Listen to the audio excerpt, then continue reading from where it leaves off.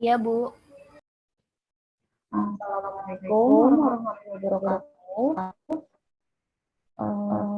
Datang ke kuliah kedua untuk gizi olahraga.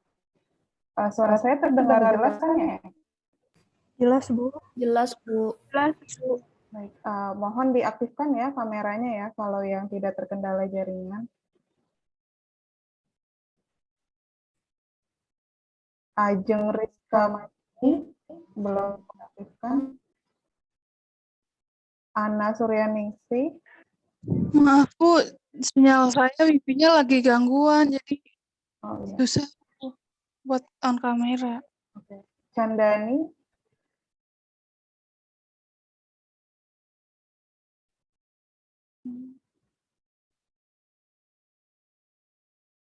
Kemudian Nabila Rizky.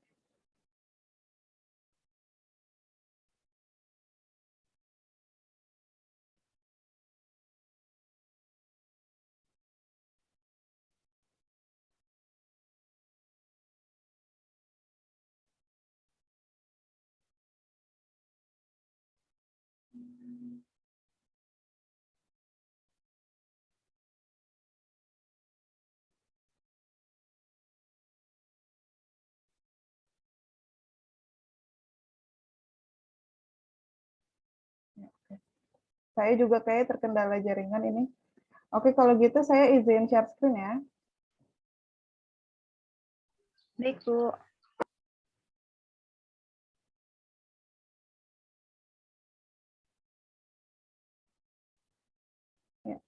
Hari ini kita pertemuannya singkat saja, cuman belajar tentang sistem pulmonari. Mungkin rekan-rekan sudah tahu ya sistem pulmonari atau sistem respirasi itu apa? Ada yang bisa sharing? Ada yang tahu? Ruth Sevin tahu nggak sistem pulmonari itu apa? Sistem pernafasan, Bu. Sistem pernafasan yang organ yang dilibatkan apa aja sih?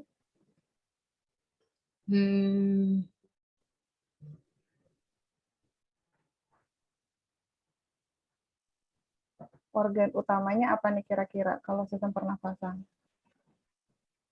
Paru-paru. Paru-paru, terus Hidung, tenggorokan, paring, tenggorokan, rongga hidung. Oke. Nah, hari ini kita akan belajar tentang sistem respirasi atau pulmonari, khususnya pada saat melakukan exercise atau olahraga. Nah, tadi ya, sistem respirasi sendiri merupakan sistem yang membantu proses pertukaran gas yang ada di dalam dan di luar tubuh. Jadi mungkin udah tahu ya konsepnya kalau sistem respirasi itu di mana kita menghirup oksigen, lalu oksigen ini dikeluarkan dalam bentuk karbon dioksida saat dihembuskan melalui hembusan nafas. Nah, dia itu berfungsi untuk membantu sistem metabolisme pada tubuh kita. Kemudian sistem ini juga membantu menjaga keseimbangan asam basa selama latihan atau selama exercise. Nah, fungsi utamanya ya tadi ada 3, dia itu menyediakan oksigen untuk sistem metabolisme dalam tubuh, lalu mengeluarkan karbon dioksida sebagai sistem metabolisme, serta mengatur regulasi konsentrasi dari ion hidrogen untuk menjaga keseimbangan asam basa. Nah, mungkin sebagai gambaran, ketika terjadi penumpukan karbon dioksida, tubuh kita, terutama pada sistem peredaran darah kita itu akan bersifat cenderung asam, jadi pH-nya itu akan menurun karena adanya pelepasan ion-ion hidrogen sebagai sistem metabolisme. Nah, gimana caranya biar terjadi keseimbangan lagi agar pH tubuhnya itu naik lagi, maka harus dikeluarkan melalui respirasi tadi, harus dikeluarkan si karbon dioksidanya itu. Kemudian, kan minggu lalu sudah diberitahukan ya, salah satu hasil dari metabolisme itu adalah karbon dioksida dengan air. Nah, si ion-ion hidrogen yang berlebihan ini akan dikeluarkan oleh tubuh dalam bentuk air gitu. Air itu dalam bentuk udara gitu kan. Sehingga pH di dalam tubuh itu bisa tetap dijaga agar tetap stabil. Nah, ini sama ya, jadi ventilasi atau bernafas dan berfungsi untuk pertukaran gas, oksigen, dan CO2 di paru-paru. Kemudian dia juga nanti berhubungan dengan bagaimana penggunaan oksigen sendiri di dalam tubuh, serta bagaimana si karbon dioksidanya ini diproduksi dan kemudian dikeluarkan. Terus untuk fungsi paru-paru sendiri, tadi sebagai sarana pertukaran gas, kemudian sebagai nama prosesnya itu disebut proses ventilasi atau bernafas, yaitu proses mekanik keluar masuknya udara dari paru-paru. Kemudian pada proses ini juga terjadi difusi, yaitu pergerakan molekul dari konsentrasi area yang berkonsentrasi tinggi ke konsentrasi yang lebih rendah. Nah, ini juga terjadi di dalam paru-paru kita. Nah, ini adalah organ-organnya. Tadi sudah benar ya, organ utamanya itu adalah paru-paru, kemudian dari awalnya itu adalah rongga hidung kita, udara yang dihirup yang kita hirup akan masuk melalui rongga hidung, kemudian memasuki saluran pernafasan kita, kemudian masuk ke dalam tenggorokan, ke bronkus, terus bronkiolus, kemudian cabang-cabang di ujung paling akhirnya itu adalah alveola atau alveolus dalam jumlah banyak ya. Nah, di alveolus inilah terjadi pertukaran gas tadi, oksigen yang kita hirup dan karbon dioksida yang akan kita keluarkan. Nah, ini terjadinya di kapiler-kapiler darah yang menempel pada alveolus di dalam paru-paru kita. Begitu. Nah, disinilah terjadinya pertukaran gas. Ya, ini mungkin gambaran lebih jelasnya lagi. Oke. Nah, kemudian mekanisme pernafasan. Bagaimana organ kita atau tubuh kita melakukan bekerja saat terjadi pernafasan. Nah, saat sedang inspirasi atau saat menarik nafas, otomatis paru-paru kita ukurannya akan bertambah besar ya, sehingga diafragma yang letaknya itu ada di bawah paru-paru kita akan berkontraksi. Jadi dia akan menurun ke bawah dan paru-paru kita akan membesar ukurannya karena tadi ya terjadi udara akan masuk ke dalam paru-paru. Kemudian saat mengeluarkan nafas, saat menghembuskan nafas, diafragma kita akan bereaksi sehingga dia akan naik lagi, akan melengkung lagi dan paru-paru kita ukurannya akan mengecil lagi sehingga udara bisa dikeluarkan. Begitu. Kemudian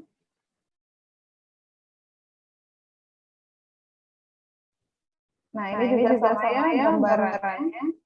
Saat kita bernafas, diafragma akan berkontraksi, dia turun ke bawah karena menyesuaikan dengan ukuran paru-paru. Begitu juga dengan tulang rusuk kita, tulang rusuk kita juga akan mengembang karena dia mengikuti ukuran paru-paru. Kebalikannya, saat nafas atau ekspirasi, diafragmanya akan berelaksasi dan paru-parunya terdorong, jadi ukuran lebih mengecil, kemudian udara keluar. Kemudian ini untuk tulang rangkanya, dia akan lebih tidak merongga, tidak melebar lagi, dia akan kembali ke ukuran semula.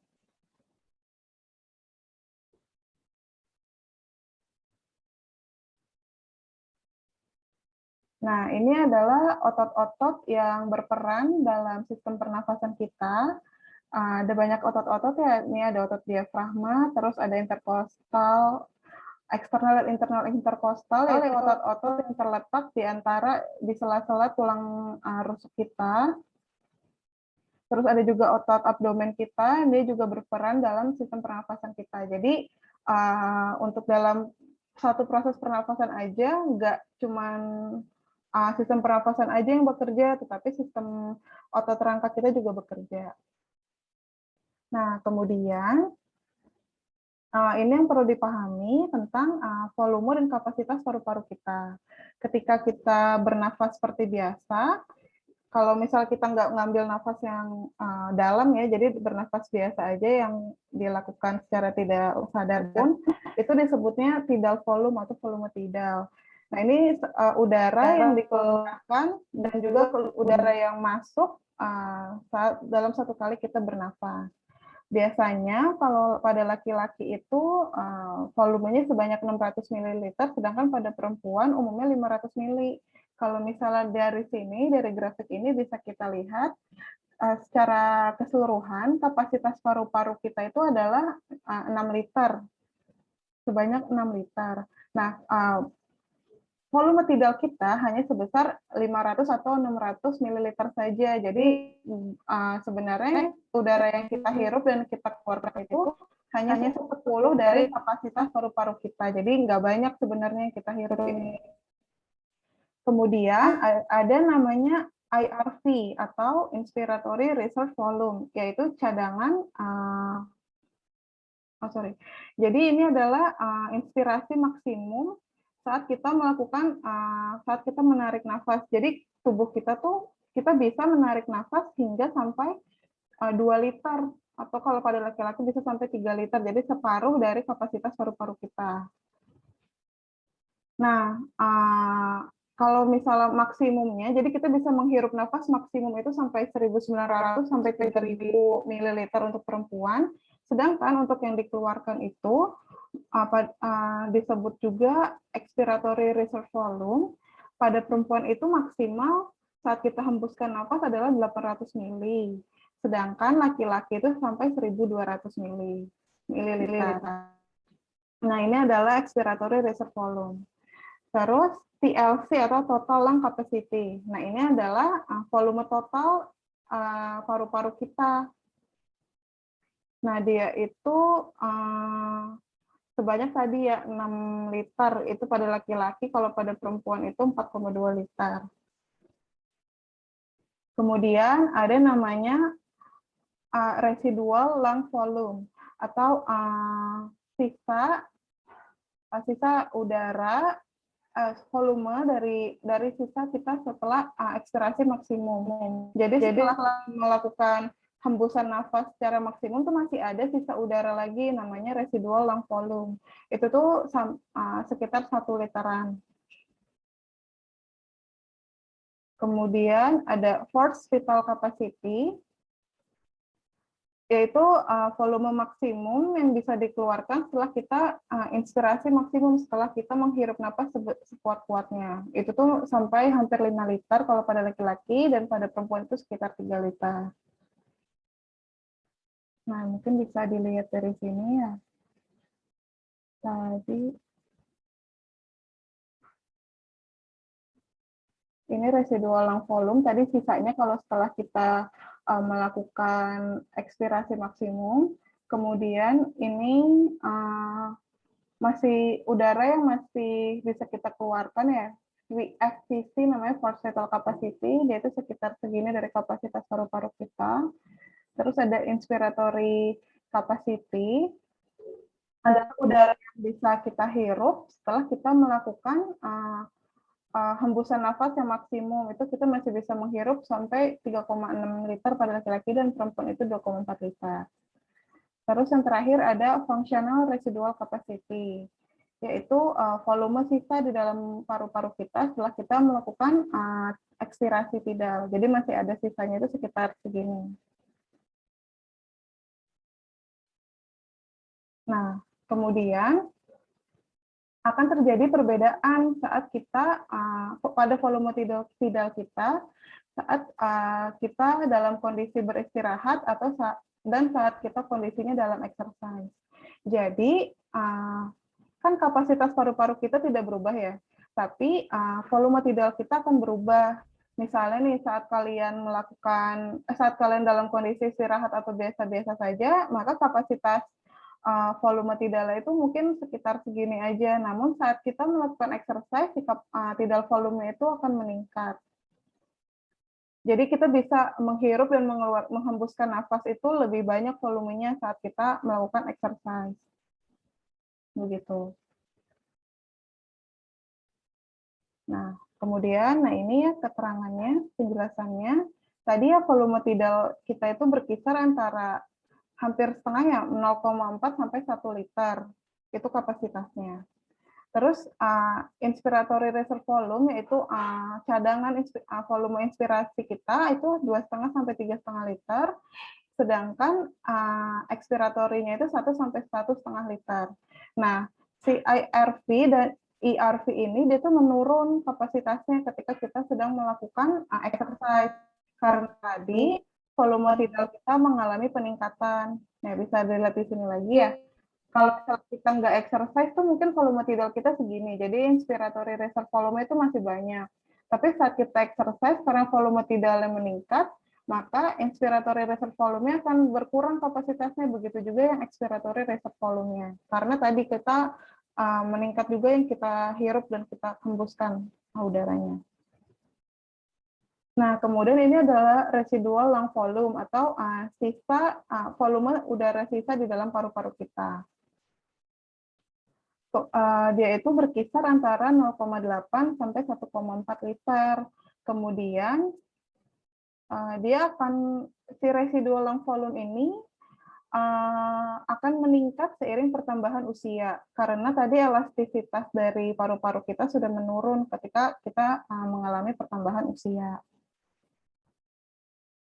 Ya, jadi ada total lung capacity atau kapasitas maksim total dari paru-paru kita yaitu jumlah antara residual lung volume dengan forced vital capacity.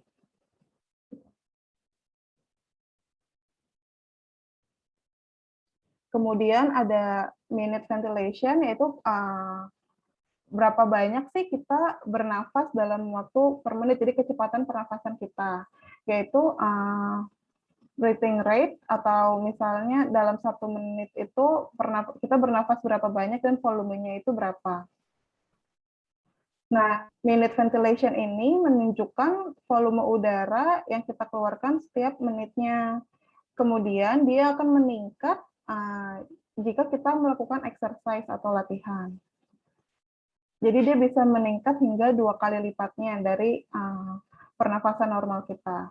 Karena tadi ya kalau misalnya kita exercise, maka breathing rate kita akan meningkat, begitu juga dengan tidal volume tadi, dia akan mengalami peningkatan. Sehingga ketika kita melakukan exercise, minute ventilation atau volume udara yang kita hirup itu akan bertambah setiap menitnya. Nah, kemudian ini ada penjelasan mengenai anatomy dead space, yaitu jadi pada saluran pernafasan kita, dia ada namanya ruang mati.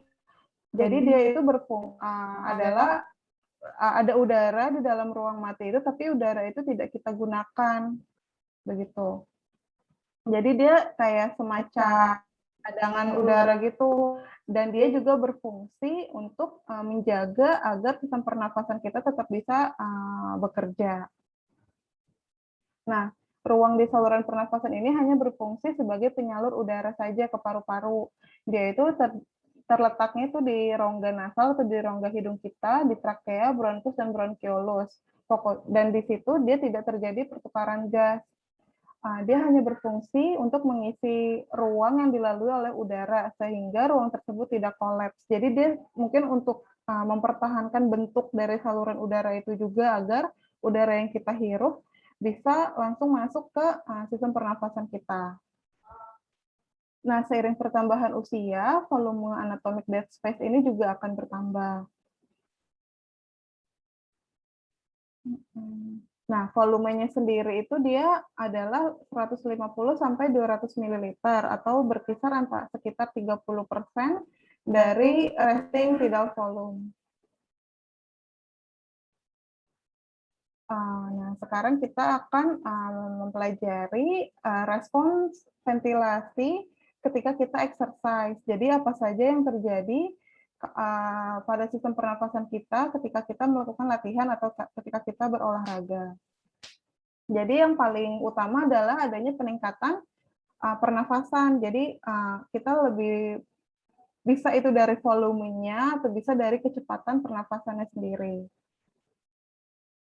Nah, yang pertama adanya increase resting value. Jadi adanya peningkatan resting value yang awalnya hanya 5 sampai 6 liter per menit, nah itu bisa meningkat hingga 100 liter per menit. Karena tadi kita kan lebih banyak menghirup udara. Kemudian adanya peningkatan konsumsi oksigen yang kita hirup dari 250 ml per menit hingga bisa mencapai 5.000 ml per menit. Kemudian ada perubahan pada pH dan pada tekanan arteri oksigen dan juga karbon dioksida. Namun perubahan ini biasanya tidak drastis, tapi dia mengalami perubahan. Kemudian adanya penurunan, tadi ya, kan ada perubahan ya. Nah, kalau misalnya pada tekanan arteri oksigen itu, dia mengalami penurunan. Karena terutama ketika mulai merasakan kelelahan. Nah, kalau misalnya tekanan arteri karbon dioksidanya itu akan meningkat karena adanya penumpukan dari karbon dioksida yang dihasilkan. Kemudian jika tidak dikeluarkan dan tidak digantikan dengan oksigen, ya tadi nanti akan meningkat sih tekanan arteri dari karbon dioksidanya. Nah, hal ini juga terjadi karena pada exercise suka pemecahan energi itu bergantung pada proses glikolisis. Kan kalau misalnya pada proses glikolisis itu ada yang anaerob yang tidak menginginkan oksigen kan. Nah, kemudian kalau pada glikolisis itu ada hasil sampingannya yaitu asam laktat. Nah, asam laktat jika tidak berikatan dengan oksigen kan akan meningkatkan kelelahan ya kan. Kemudian jika terjadi penumpukan asam laktat, maka tadi pH akan menurun. Kemudian pH juga tapi masih bisa dipertahankan kalau misalnya kebutuhan oksigen itu terpenuhi sehingga bisa terus dijaga keseimbangan tadi oksigen dan karbon dioksidanya. Nah, ini yang terjadi ketika kita sedang melakukan olahraga atau exercise ya.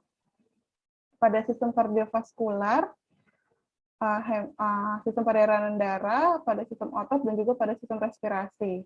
Kalau misalnya pada sistem respirasi, bentuknya itu tidak mengalami perubahan, jadi tidak ada pembesaran ukuran. Kalau misalnya kita exercise, kan misalnya pada otot, dia ada pembesaran ukuran otot ya, karena ada peningkatan sel-sel otot biasanya kalau misalnya kita melakukan exercise. Tapi kalau pada sistem respirasi itu tidak.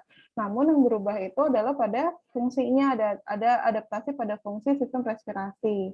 Yang pertama peningkatan ketahanan otot-otot sistem respirasi. Kemudian peningkatan kekuatan serta adanya peningkatan volume dari oksigen. Jadi karena tadi lebih banyak udara yang kita hirup saat kita melakukan exercise. Begitu. Nah, kalau ini adalah perbedaan respon ventilasi pada orang yang train sama untrain. Kalau ini yang untrain, ini yang train. Bisa kita lihat kalau misalnya sebenarnya dia tidak memiliki perbedaan jauh ya tadi seperti sudah dijelaskan. Cuman kalau pada yang train itu cenderung dia lebih stabil, misalnya kayak pada pH-nya, kalau misalnya pada orang yang tidak terlatih, kemudian dia melakukan exercise, pH pada darahnya itu akan menurun secara cepat.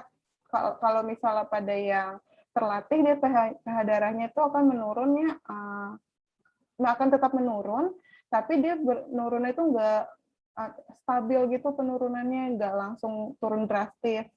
Begitu juga dengan VO2 max atau kapasitas oksigennya. Kalau misalnya pada yang tidak terlatih, dia itu akan meningkat cepat.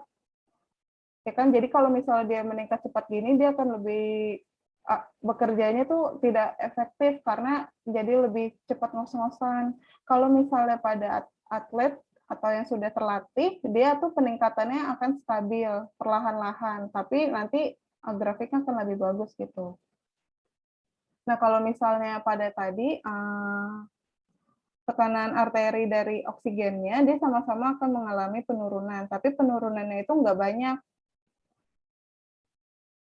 Penurunannya itu tidak banyak, dan nantinya dia akan kembali normal lagi kalau misalnya suplai oksigennya sudah mencukupi.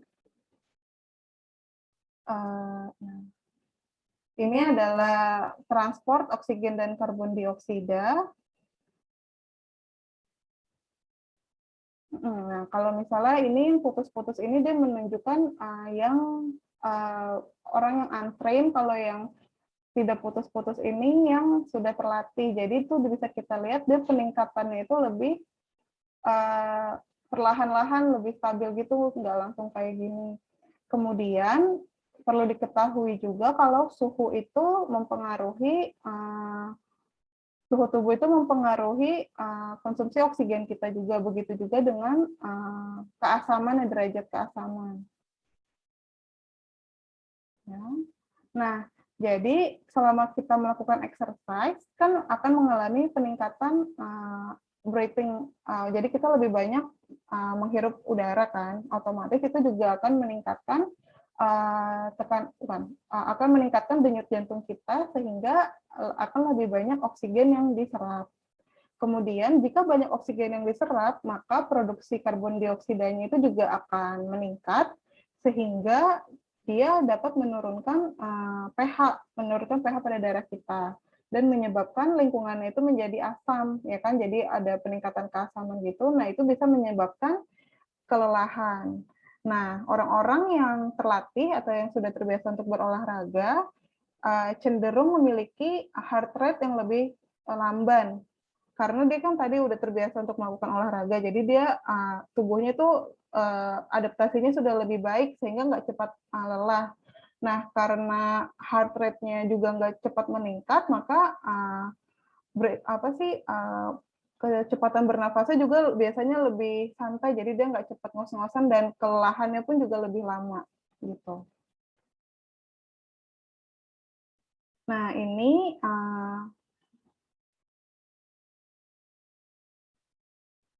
adalah tekanan arteri pada karbon dioksida. Nah, dia itu akan mengalami peningkatan, meskipun peningkatannya itu nggak meningkat secara signifikan yang tinggi banget, itu enggak, cuman dia akan mengalami peningkatan terutama jika asupan oksigennya tuh rendah. Nah, ini juga kebalikannya, si PO2 oksigennya ini dia tuh akan menurun jika tadi oksigennya itu nggak cukup. Nah, biasanya tadi kalau pada latihan atau saat exercise itu memang akan menurun karena untuk menyesuaikan kemampuan tubuh dalam menghirup udara begitu. Nah, dia dipengaruhi oleh beberapa faktor. Tadi ya bisa dari suhu atau dari reseptor di paru-paru begitu kan. Terus ada juga dari perintah dari otak dan lain sebagainya. Ada yang mau ditanyakan dulu nggak? Bingung ya? Ada yang ingin ditanyakan dulu?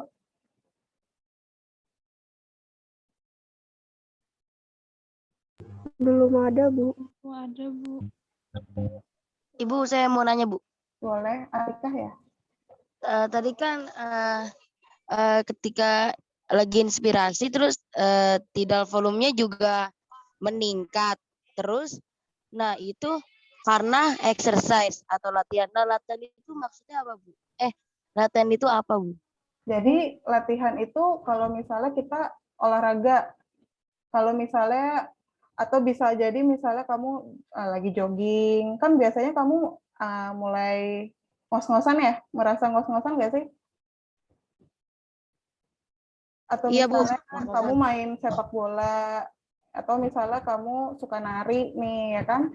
Nah, biasanya kalau misalnya kita melakukan aktivitas, atau bisa juga disebutnya exercise, yang aktivitas yang di luar aktivitas sehari-hari kita, itu akan meningkatkan kapasitas volume tidal kita. Karena tadi kalau misalnya kita lagi exercise kan banyak sistem organ yang bekerja ya, misalnya otot kita pekerjaannya akan lebih banyak, ya kan ya. Terus untuk menjaga agar otot kita bisa berfungsi dengan baik, kan harus dilakukan pemecahan cadangan energi. Pemecahan cadangan energi kan butuh oksigen. Makanya gimana cara kita memperoleh oksigen kan melalui bernafas, ya kan. Makanya kapasitas pernafasan kita akan meningkat. Ya tadi tidal volume kita itu akan meningkat untuk memenuhi atau untuk menjaga agar sistem-sistem metabolisme dalam tubuh kita itu bisa berfungsi dengan baik kayak gitu. Nah, exercise itu macam-macam. Kalau misalnya kamu atlet, ya berarti saat kamu lagi latihan. Atau misalnya kamu olahraga di rumah lagi senam aerobik, atau misalnya kamu yoga, itu kan kamu pasti akan merasa ngos-ngosan kan? Nah, itu tadi bentuk ngos-ngosan itu adalah salah satu bentuk tubuh kita untuk memenuhi kebutuhan oksigen kayak gitu. Jelas nggak ya? Jelas, Bu. Terima kasih. Ada lagi yang ingin ditanyakan?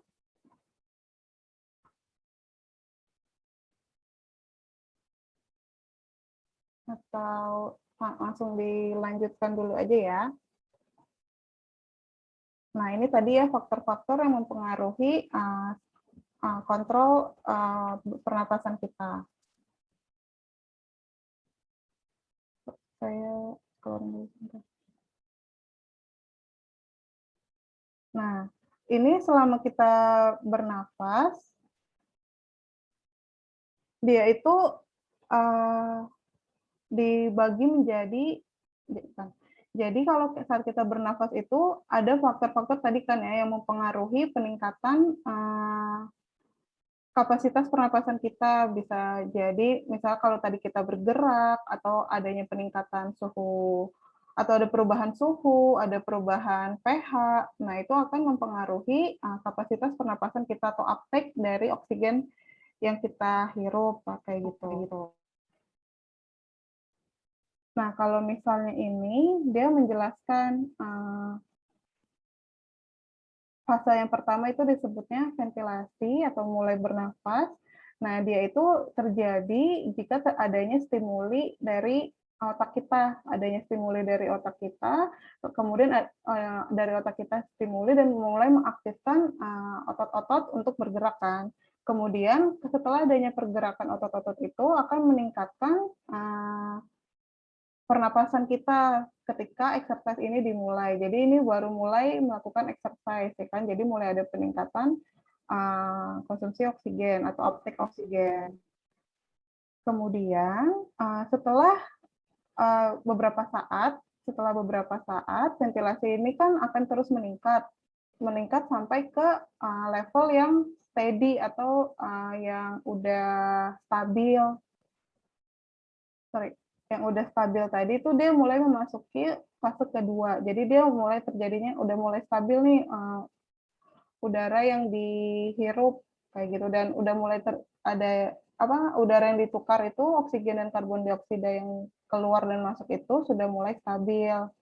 Nah, pada saat proses ini tuh yang mempengaruhi bukan cuma dari neurogenic stimuli aja, tapi ada juga dan ada kemoreseptor, ada mekanoreseptor. Nah, dia juga berkontribusi dalam pada proses fase yang kedua ini.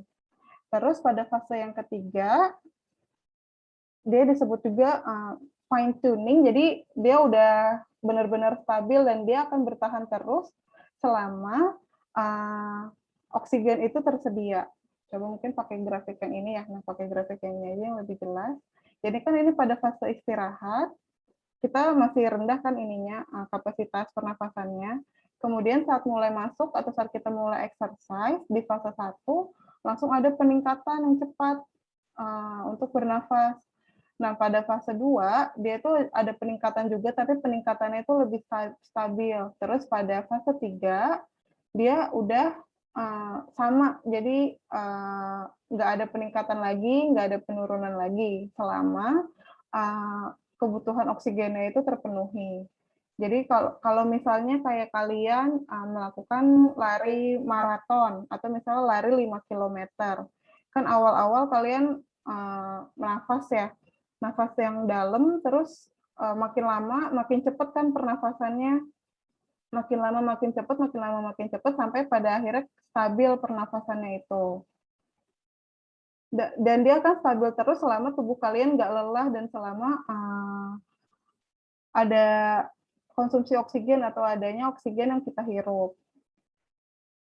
Kayak gitu.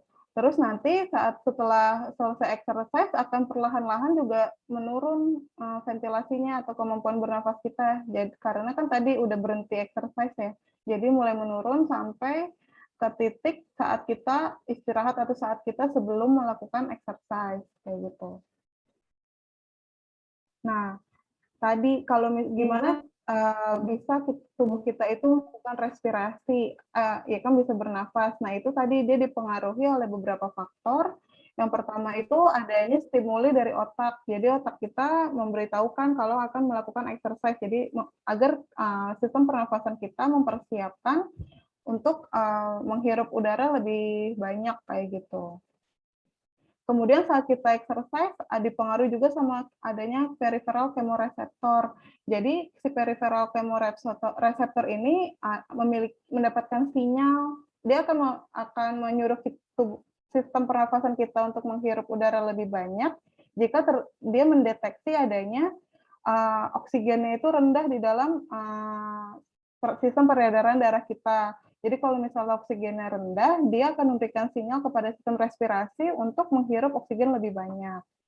Terus pada otot-otot rangka juga sama, kalau misalnya kita udah mulai exercise, kan udah dilakukan tadi ya kayak pemecahan cadangan energi, nah itu kan membutuhkan oksigen. Nah dia juga memberikan namanya stimuli agar respirasi bisa lebih banyak.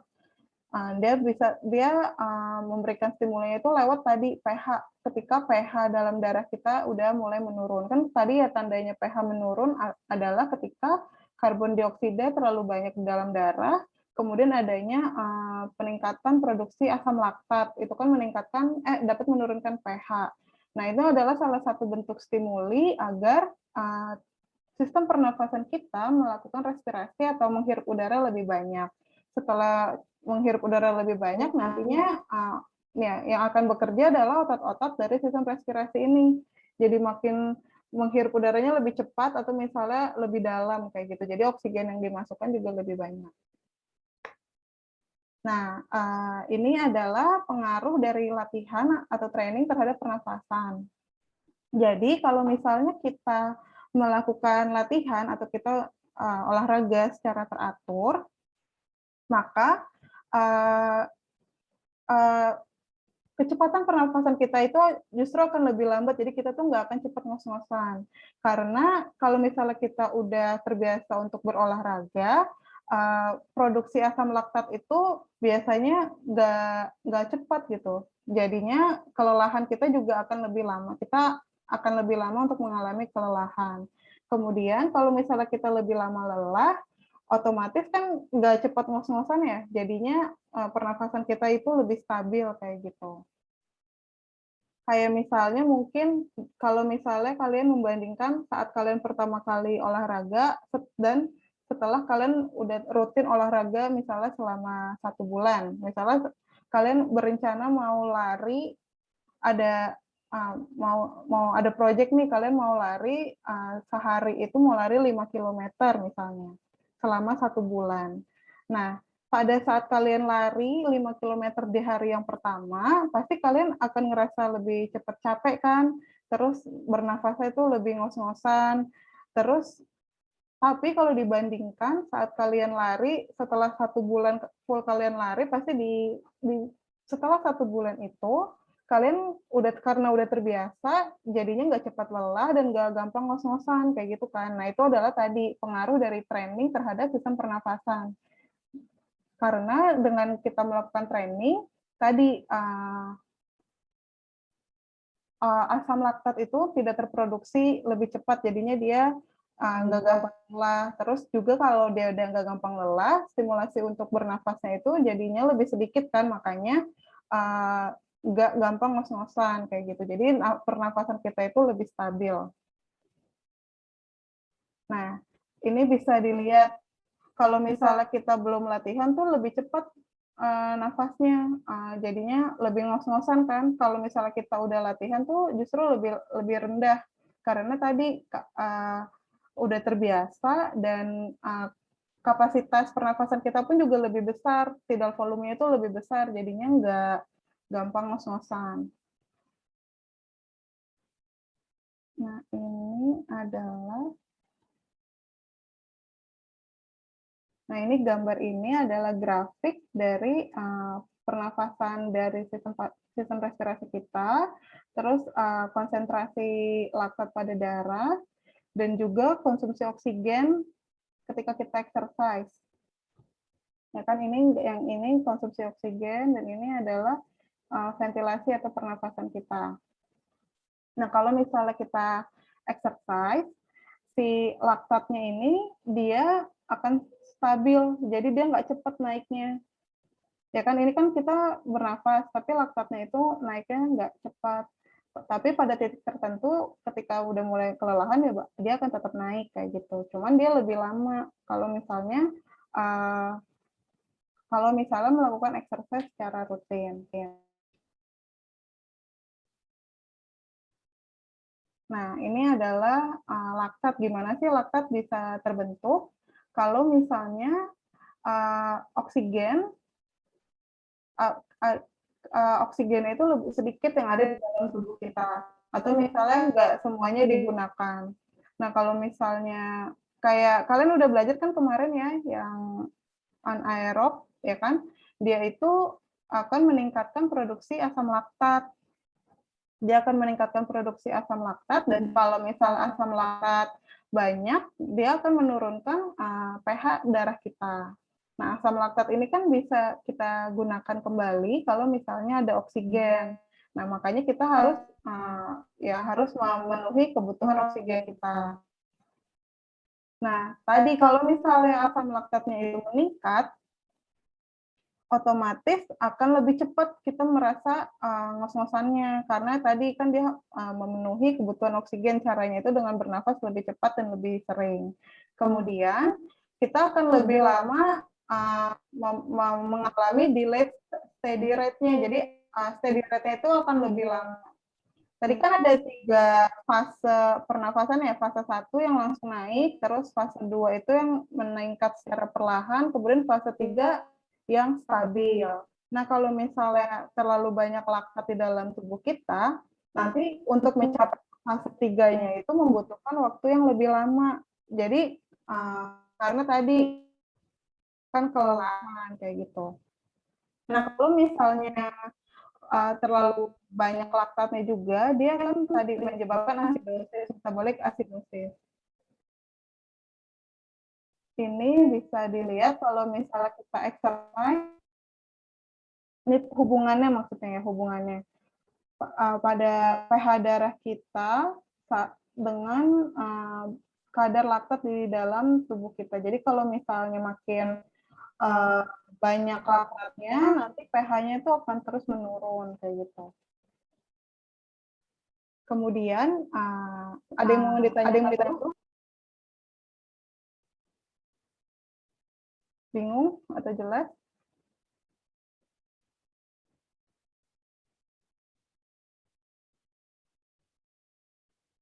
Lanjut aja ya, kalau nggak ada yang ingin ditanyakan. Nah, berikutnya adalah penjelasan tentang VO2 max. Jadi, VO2 max ini adalah indikator pengukuran yang digunakan untuk mengetahui kapasitas pernafasan atau kemampuan pernafasan seseorang. Kapasitas paru-parunya itu seberapa banyak sih, seberapa kuat kayak gitu. Nah, VO2 max itu adalah maksimal oksigen uptake. Jadi, berapa banyak atau kapasitas maksimum dari oksigen yang bisa kita hirup kayak gitu. Kemudian dia satuannya itu adalah mililiter per menit, milliliter of oxygen used in 1 minute per kilogram of body weight. Gitu. Nah, VO2 max ini sering digunakan untuk mengukur kapasitas performa atlet, terutama pada atlet-atlet yang endurance, atlet-atlet endurance. Ya kan kalau endurance itu menggunakan sistem metabolisme energi aerobik ya umumnya. Nah, dia biasanya digunakan untuk mengukur kemampuan atlet. Nah, di VO2 max ini juga adalah indikator tadi, indikator kesehatan kardiovaskular sama aerobic endurance pada atlet. Kemudian kalau misalnya VO2 max-nya itu tinggi, maka dia menunjukkan bahwa atletnya itu memiliki kemampuan endurance yang baik, kayak gitu. Cuman dia tapi nggak bisa dijadikan sebagai satu-satunya indikator dari performa atlet. Cuman umumnya atlet dengan performa yang baik memiliki kapasitas atau VO2 max yang baik juga. Karena mungkin kalau teorinya ketika kita menghirup banyak oksigen, selama kita latihan maka akan lebih banyak ATP atau energi yang bisa diproduksi sehingga kan performanya itu bisa lebih baik atau tadi kemampuannya bisa dipertahankan lebih lama. Ada yang mau ditanyakan dulu tentang VO2 max? Biasanya kalau untuk mengukur VO2 max itu macam-macam. Kalau misalnya nanti kalian melakukan pengambilan data, terus kalian mau mengukur tingkat kebugaran atlet, biasanya salah satu indikator yang digunakan adalah VO2 max. Kemudian cara mengukurnya itu salah satu caranya dengan melakukan blip test kayak gitu. Blip test itu jadi nanti atlet lari dari satu titik ke titik berikutnya. Nah, itu nanti kita lihat dia bisa berapa kali putaran kayak gitu-gitu. Nah, nanti bisa dihitung berapa VO2 max dari atletnya ini, apakah tinggi atau enggak, atau apakah sesuai dengan kriteria olahraganya atau tidak kayak gitu. Kemudian laktat threshold atau anaerobic threshold. Nah, laktat threshold ini menunjukkan titik kelelahan seseorang. Jadi kan kalau misalnya terjadi penumpukan laktat, dia akan menyebabkan menunjukkan kelelahan ya. Jadi laktat yang dihasilkan akan menumpuk di dalam sistem peredaran darah lebih cepat dibandingkan kemampuan tubuh untuk menghilangkannya atau menggunakannya kembali gitu. Jadi kan terjadi penumpukan di sistem peredaran darah. Kemudian biasanya penumpukan laktat ini kalau menggunakan sistem energinya yang anaerob gitu. Tapi kalau misalnya pada exercise yang aerob, penumpukan laktat ini lebih lama terjadinya karena laktatnya itu bisa digunakan kembali karena tadi kan yang berkaitan dengan oksigen. Nah, biasanya dia itu ditandai dengan penurunan pH. Kalau misalnya pH-nya menurun, dia menunjukkan kelelahan pada otot kita, terus kemampuan otot kita untuk melakukan kontraksi juga akan menurun. Nah, kalau misalnya laktat threshold pada atlet gitu ya tinggi, nah dia menunjukkan bahwa atletnya ini memiliki waktu yang lebih lama untuk mengalami lelah. Jadinya kalau laktat threshold-nya tinggi, lebih lama untuk merasakan capek kayak gitu. Kemudian si laktat threshold ini jika nilainya semakin tinggi, maka dia akan semakin bagus kayak gitu. Kalau misalnya orang biasa, laktat threshold-nya itu berkisar 60% dari VO2 max-nya. Kalau misalnya pada atlet bisa mencapai 85-95% dari VO2 max-nya. Jadinya tadi dia merasa lelahnya akan lebih lama. Akan lebih lama mencapai kelelahan. Terus gimana caranya biar laktat threshold-nya ini bisa tinggi? Harus ada yang pasti ada dua, yaitu melakukan latihan yang benar sama memperhatikan asupan zat gizinya kayak gitu. Nah, ini misalnya contohnya dengan melakukan interval laktat threshold training, gimana caranya melakukan latihan. Jadi latihan itu secara teratur, tapi ada jedanya, misalnya seminggu 2 kali, terus berapa lama gitu kan. Atau ada yang continuous, lebih lama waktunya kayak gitu. Terus ada proper nutrition, jadi harus memperhatikan asupan zat gizinya agar nggak memecah cadangan glikogen yang ada dalam tubuh. Jadi agar cadangan energi yang digunakan itu adalah yang berasal dari makanan kayak gitu. Nah, ini kan harus diperhatikan konsumsi atletnya sebelum olahraga dan setelah exercise kayak gitu.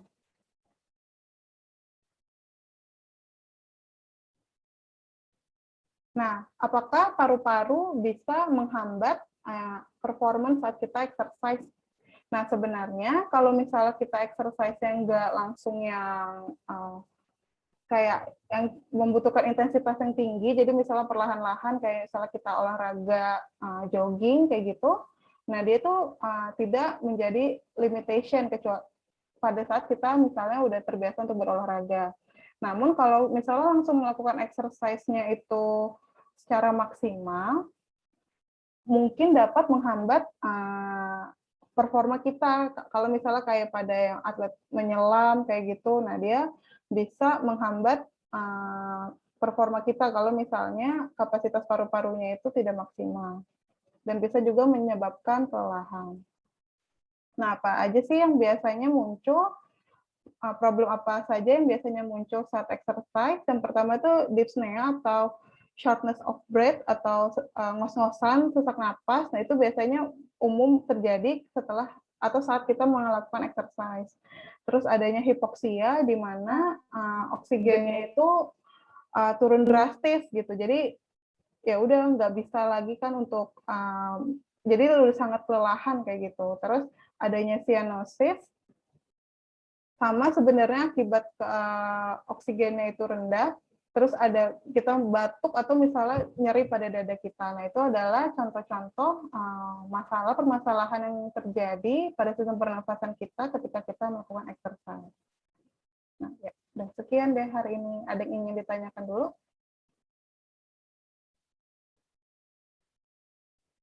Atau bingung atau sudah paham? Minggu depan kita akan belajar tentang sistem otot dan juga sistem kardiovaskuler. Untuk hari ini sistem pulmonari aja. Ada yang ingin ditanyakan dulu? Ibu, saya mau nanya mengenai atlet kan pada saat sebelum pandemi kan melakukan pelatihan dengan intensitas tinggi. Kemudian pada saat dirumahkan dia tidak berlatih gitu, Bu. Kemudian itu sistem pernapasannya bagaimana, Bu? Terus kalau misalnya dia tiba-tiba sekarang melakukan pelatihan dengan intensitas tinggi lagi gimana, Bu? Apa udah capek lagi? Seperti itu, Bu. Pernapasannya. Makasih, Bu. Jadi kalau misalnya ya atlet kan memang ada itu ya musiman ya dia. Jadi kalau biasanya mereka berlatih intensnya itu saat mendekati waktu bertanding. Nah iya dia pasti akan mempengaruhi kalau misalnya si atlet ini nggak di-maintain latihannya.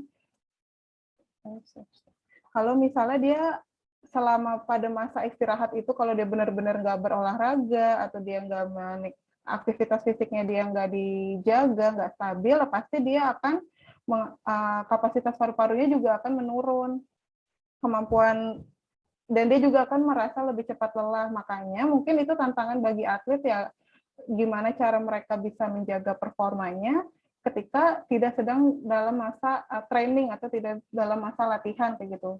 Itu balik lagi sih ke atletnya. Karena pasti itu akan menurunkan performa atletnya kalau misalnya, apalagi kalau misalnya langsung berlatih intensitas tinggi, nah itu justru dia akan cepat lelah juga pastinya kayak gitu. Jelas nggak tadi siapa yang nanya? Wardatul ya? Jelas, Bu. Ya, ada lagi yang ingin ditanyakan? Ibu, Ya. kalau lari pakai masker gimana? Nah, sebenarnya lari pakai masker itu nggak boleh ya, karena dia akan menghambat masuknya oksigen ke dalam tubuh kita. Jadi sebenarnya kalau bisa saat kalian melakukan jogging gitu, jangan pakai masker. Tapi balik lagi ke kalian, kalau misalnya olahraga kan nggak mesti jogging doang, nggak mesti jogging di pusat olahraga gitu kan, nggak mesti jogging keliling GBK gitu kan, enggak.